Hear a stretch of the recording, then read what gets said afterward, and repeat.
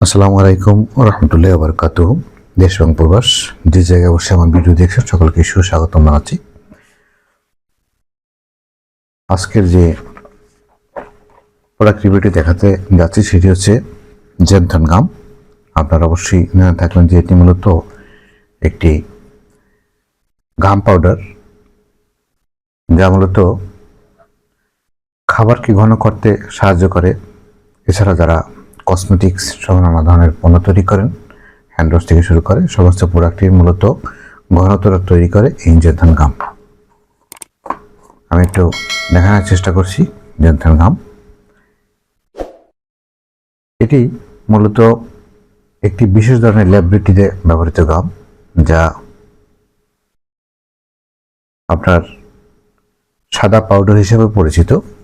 আমি যদি একটু হাতে নিয়ে দেখাই যে জেনথন গামটা দেখেন, গাম সবচেয়ে এখন বেশি ব্যবহার হচ্ছে আমাদের সিজনারি যে কসমেটিক্স ব্যবহার হয়, এই কসমেটিক্সে বিশেষ করে এখন যেখানে ব্যবহার হচ্ছে খাদ্য শিল্পের কথা যদি বলি, সেটি হচ্ছে সস, সালাদ, আইসক্রিম এবং বেকারি আইটেমের সমস্ত কিছুতেই কিন্তু ব্যবহার হচ্ছে এই জেনথন গামটি।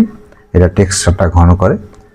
এরপরে আপনার গ্লুটেন ফ্রি মেকিংয়ের জন্য ব্যবহার হয়, তাদের মধ্যে গুরুত্বপূর্ণ। এটা আঠা জাতীয় পদার্থ হয়।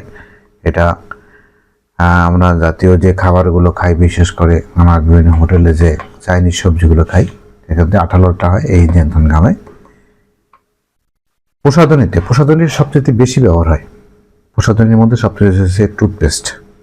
টুথপেস্টে বেশি ব্যবহৃত হয়।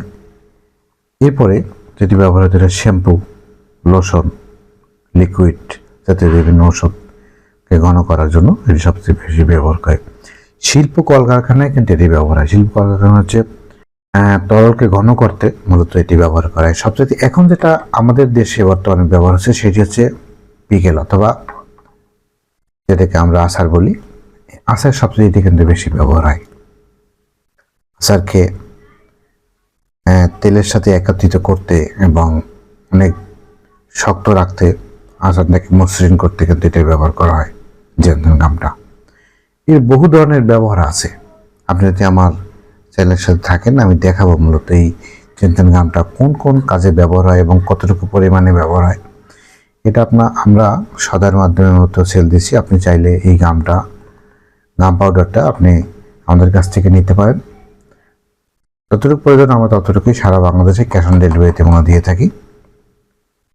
সুস্থ থাকুন, প্রোডাক্ট রিভিউ দেখতে থাকুন। দেখা হবে নতুন ভিডিও নিয়ে। আল্লাহ হাফিজ।